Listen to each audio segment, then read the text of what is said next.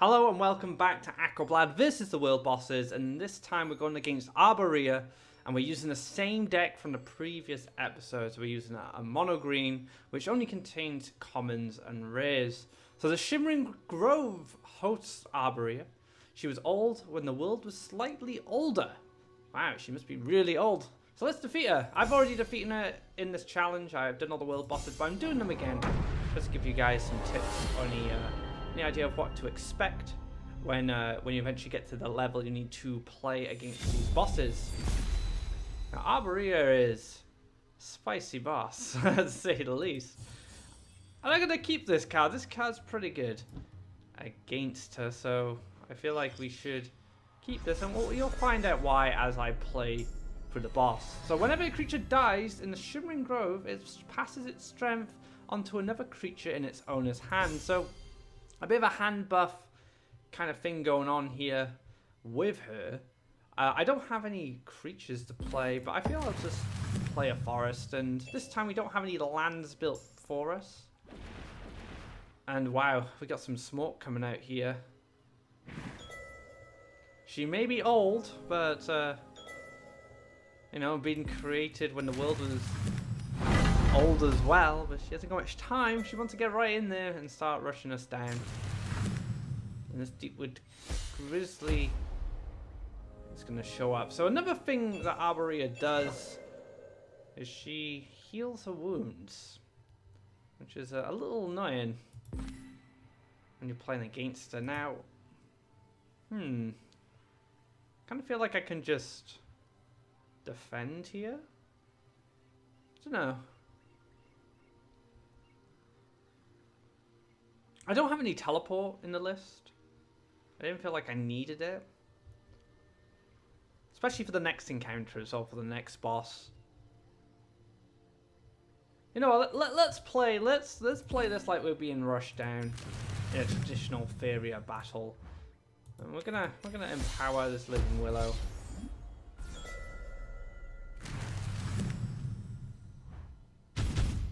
Gonna go in, and we got even more grizzly bears.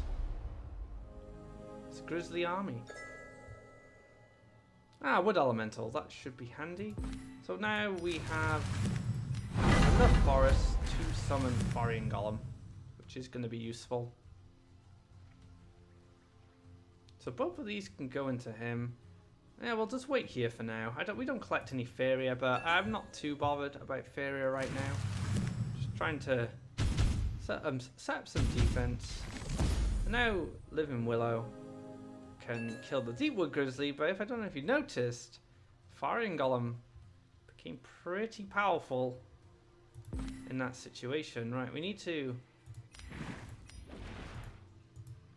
clear this off. So now the next creature that Arboria summons will be empowered from the death of the Deepwood Grizzly. And this is where Voice of Truth becomes really handy. And it's not actually, she's actually not using an empowered creature right now. Just step up here and clear this Grizzly. But I don't want to kill my Grove Guardian. And then we are going to push up more neutrals because I want to play aggressively at some point. We'll summon a Faeria Golem. This is an 8/13 Faeria Golem, so pretty tanky, which is nice. We can use this to clear the rest of the Oak Father. And now the Voice of Truth has been empowered, which is not bad at all. We can take some Faeria. We'll take care of this guy, and then we'll attack with our own Faeria Golem. This is kind of a traditional counter rush strategy. You build to the inside of your wells, and eventually you find a moment to push up. Alright. Power up would be really nice. Doesn't look like I'm going to get one. Take a draw.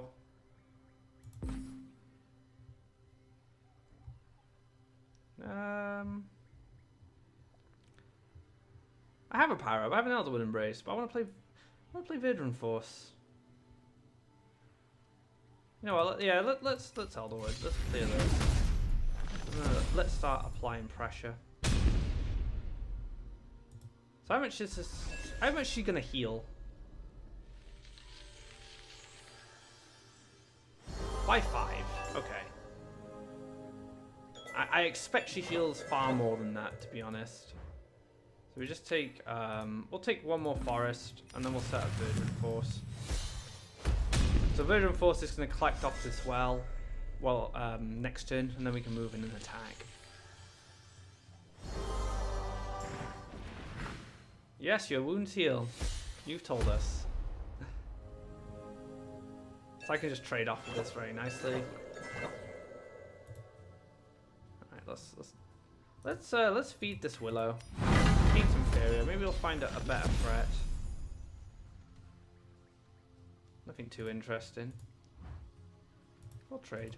So we can set up. We'll set up a Tiki right here, actually.